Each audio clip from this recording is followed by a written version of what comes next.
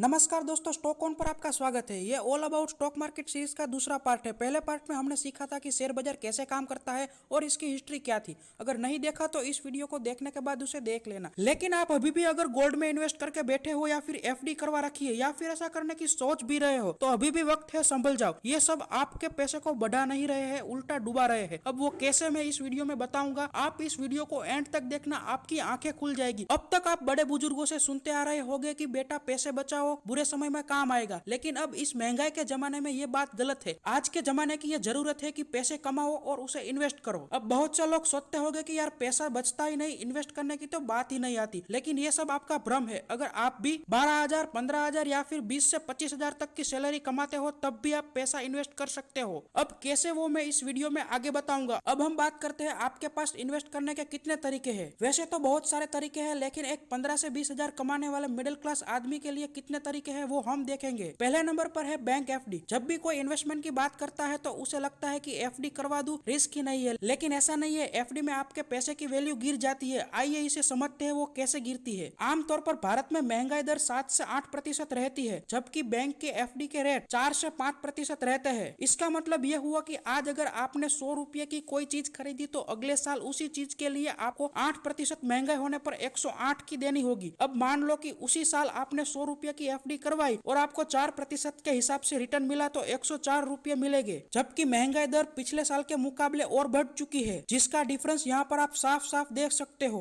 यहाँ पर आपको 4 रुपए का प्रॉफिट नहीं, लेकिन 4 रुपए का नुकसान हुआ, क्योंकि आपके पैसे को वैल्यू 4 रुपए गिर गई महंगाई के मुकाबले। अगर आप एफडी भी नहीं करवाते तो 8% का लॉस होता। आपके 100 रुपये की वैल्यू गिरकर 92 रुपए हो जाती। अब इसमें खुश होने की बात नहीं है। हमें ऐसे ऑप्शन में इन्वेस्ट करना चाहिए जो देश के महंगाई दर से ज्यादा हो। अब कुछ लोग सोचेंगे कि तब तो हमें गोल्ड में इन्वेस्ट करना चाहिए क्योंकि इसकी वैल्यू तो बढ़ती ही है। लेकिन इसमें भी एक दिक्कत है। गोल्ड की वैल्यू लॉन्ग टर्म में 7 से 8% CAGR से बढ़ती है। यहाँ पर आप चार्ट में देख सकते हो और उसे वेरीफाई कर सकते हो। साथ ही साथ महंगाई भी 7 से 8% तक बढ़ती है। जी हाँ, अगर आप गोल्ड में इन्वेस्ट करते हो तो आपका पैसा उसी रेट से ग्रो होगा जिस रेट से देश में महंगाई बढ़ती है। तो इसका मतलब तो यह है कि आपको इसमें कोई फायदा भी नहीं हुआ, क्योंकि इन्वेस्टमेंट का मतलब होता है कि आपके पैसों पर रिटर्न मिलना, जो यहाँ एवरेज महंगाई दर जितना है। लेकिन मैं शादी ब्याह में पहनने वाले सोने की बात नहीं कर रहा हूँ। ये एक रिवाज हुआ, लेकिन उसे आप इन्वेस्टमेंट मानते हो तो वो आप गलत हो, क्योंकि साथ ही साथ इसमें आपको 3% GST और मेकिंग चार्ज भी देना होता है। इसीलिए सोने में इन्वेस्ट करना फायदे का सौदा नहीं है। एफडी में आपके पैसे की वैल्यू 100 रुपए से घटकर 92 रुपए हो जाती थी, लेकिन गोल्ड में आप इन्वेस्ट करके आपके पैसे की वैल्यू 100 की 100 रुपए ही रहेगी, या फिर उससे थोड़ा कम या ज्यादा हो सकती है। अब कुछ लोगों के दिमाग में तुरंत आएगा कि यार रियल एस्टेट में तो पैसा ही पैसा है। पहले कितने सस्ते जमीन मकान हुआ करते थे और आज कितने महंगे हैं, और भविष्य में भी इसका भाव बढ़ने ही वाला है। लेकिन आप ये तो सोचो, आम आदमी पूरी जिंदगी खुद का घर लेने में निकाल देता है। इन्वेस्ट करने की बात तो अलग रही। रियल एस्टेट में क्या दिक्कत होती है कि आप किसी भी जमीन की वैल्यू नहीं निकाल सकते। जैसे आप गोल्ड में इन्वेस्ट करते हो तो आपको पता होता है कि 10 ग्राम सोने की कीमत इतनी होती है, चाहे आप मुंबई से खरीदो, दिल्ली से खरीदो या फिर भोपाल से खरीदो। अब इसमें टैक्स अलग अलग होने से थोड़ा बहुत फर्क आएगा, लेकिन उसकी कीमत उसके आसपास ही रहेगी। जबकि आप मुंबई में जमीन खरीदो और भोपाल में उतनी ही जमीन खरीदो तो आपको उस जमीन के भाव के बीच जमीन आसमान का नहीं,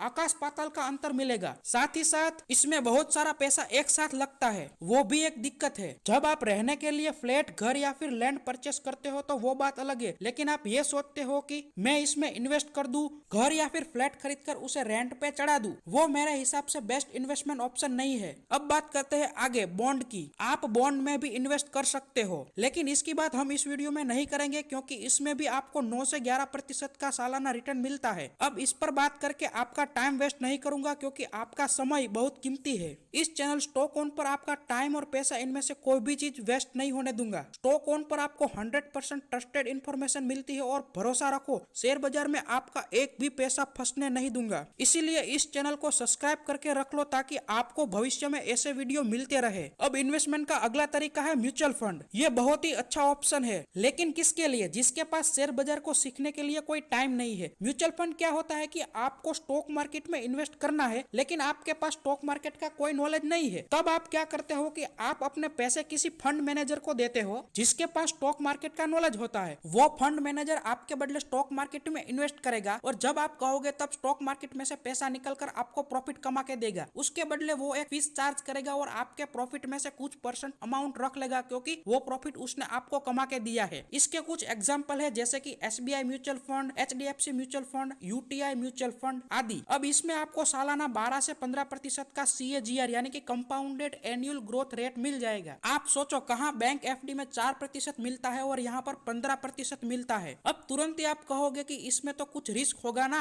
हाँ, इसमें रिस्क होता है। वैसे देखा जाए तो बैंक FD करने में भी रिस्क होता है और गोल्ड में इन्वेस्ट करने में भी रिस्क होता है। अगर आपका सोना चोरी हो गया तो, अगर बैंक बंद हो गई तो आपका पैसा फंस सकता है। रिस्क तो सभी जगह होता है, आपको रिस्क मैनेजमेंट करना आना चाहिए। अब म्यूचुअल फंड में क्या रिस्क होता है वो देखते हैं। म्यूचुअल फंड में वो रिस्क होता है कि अगर आपका फंड मैनेजर किसी ऐसे शेयर में पैसा लगाए जो कंपनी प्रॉफिट नहीं कमा रही है या फिर लॉस कर रही है, या फिर म्यूचुअल फंड कंपनी ही दिवालिया हो जाए, इसमें यह रिस्क होता है। लेकिन आप अपने पैसों को खुद स्टॉक मार्केट में इन्वेस्ट करो ना, क्यों किसी और को पैसा इन्वेस्ट करने को दे और उसको फीस चुकाए और अपने प्रॉफिट का हिस्सा भी दे। अब आप कहोगे कि इसके लिए स्टॉक मार्केट का नॉलेज होना चाहिए, तो वही तो मैं इस वीडियो सीरीज के माध्यम से आपको दे रहा हूँ। पहले पूरा स्टॉक मार्केट सीख लो फिर इन्वेस्ट करो। अब शेयर बाजार में इन्वेस्ट करने के नाम से बहुत से लोग इस वीडियो को यहीं से छोड़ देंगे और सोचेंगे कि क्या फालतू बात कर रहा है। हमने बहुत से लोगों को करोड़पति से रोड़पति बनते हुए देखा है और ये तो एक जुआ है, इससे दूर रहना चाहिए। देखो ये सोच गलत है। ये आप जो बात कर रहे हो वो एक ट्रेडिंग होता है, हम यहाँ इन्वेस्टमेंट की बात कर रहे हैं। लोगों को जल्दी पैसा कमाना है, इसी चक्कर में वो आजकल फालतू शेयर में पैसा लगा देते हैं जो कंपनी डूब रही होती है या फिर वो लॉस कर रही होती है। लेकिन हमें प्रॉफिटेबल कंपनी में इन्वेस्ट करना चाहिए। स्टॉक मार्केट कोई 25 दिन में पैसा डबल करने वाली स्कीम नहीं है, यहाँ पर वक्त लगता है। जो शेयर आपने खरीदा है उसके पीछे पूरा बिजनेस होता है और बिजनेस को ग्रो होने में वक्त लगता है। जब आप किसी शेयर को खरीदते हो तो आप उस शेयर खरीदने वाली कंपनी के मालिक बन जाते हो। इसीलिए शेयर खरीद कर इसे होल्ड करना भी आना चाहिए। कम से कम 3 से 5 साल तो आपको शेयर रखना चाहिए, तभी तो भाव बढ़ेगा। 1 महीने या फिर 6 महीने में कुछ नहीं होता है। अगर आप FD भी करवाते हो तो आप 3 से 5 साल की तो करवाते होगे ना। अब आप कहोगे कि मान लो मैंने कोई शेयर खरीदा तो मुझे कितना रिटर्न मिलेगा। देखो यहाँ पर रिटर्न की कोई लिमिट ही नहीं है। 18 से 20% CAGR तो आराम से निकाल सकोगे। ये देखो बजाज फाइनेंस कंपनी का शेयर है जो पिछले 10 सालों में 49% CAGR रिटर्न से ग्रो हुआ है। कहाँ FD का 4% और कहाँ 49%। लोगों को करोड़पति नहीं अरबपति बना दिया। ये सिर्फ एक एग्जाम्पल नहीं है, ऐसे बहुत सारे मैं एग्जाम्पल दे सकता हूँ और ऐसे शेयर मैं आपको बता सकता हूँ। लेकिन आपको ऐसी कंपनी का शेयर खरीदना चाहिए जो प्रॉफिटेबल बिजनेस करती हो और उसका बिजनेस आपको समझ में भी आना चाहिए। आपको कभी भी लॉस मेकिंग कंपनी या फिर उधारी में चल रही कंपनी पर इन्वेस्ट नहीं करना चाहिए, क्योंकि वो खुद नुकसानी में है, आपको कहां से फायदा करवाएगी। इसीलिए हमें Reliance, TCS, Infosys, Hindustan Unilever, Bajaj finance जैसी प्रॉफिटेबल कंपनी पर इन्वेस्ट करना चाहिए। लेकिन आपको अभी इन्वेस्ट नहीं करना है, पहले पूरा स्टॉक मार्केट सीख लो, क्योंकि आधा अधूरा नॉलेज आपका पैसा डुबाएगा। इसीलिए मैंने 10 मुद्दों की एक चेक लिस्ट बनाई है जो मैं आपको दूंगा। उस चेक लिस्ट को फॉलो करके अगर आप शेयर खरीदोगे तो आपको फायदा ही होगा, ये गारंटी है। अगर वो फॉलो कर लिया तो आपके पास इतना पैसा होगा कि आप अपर मिडिल क्लास की एक लाइफ जी सकते हो। अगर वो 10 मुद्दों की चेकलिस्ट देखनी है तो यहाँ पर रेड बैकग्राउंड पर आने वाली वीडियो पर क्लिक करो जो ऑल अबाउट स्टॉक मार्केट का पार्ट 3 है। और अगर पूरी प्लेलिस्ट देखनी है तो यहाँ येलो बैकग्राउंड वाले प्लेलिस्ट पर क्लिक करो। अगर वीडियो पसंद आया तो इस वीडियो को लाइक कर देना और इस चैनल को सब्सक्राइब कर देना, क्योंकि इतना डिटेल में आपको कोई नहीं सिखाएगा। अब ये पार्ट 3 को जल्दी से देख लो। लेकिन अगर आप बिल्कुल भी नए हो तो उस प्लेलिस्ट पर क्लिक करना, क्योंकि पहले पार्ट 1 से देखो तभी आपको पूरा स्टॉक मार्केट समझ में आएगा।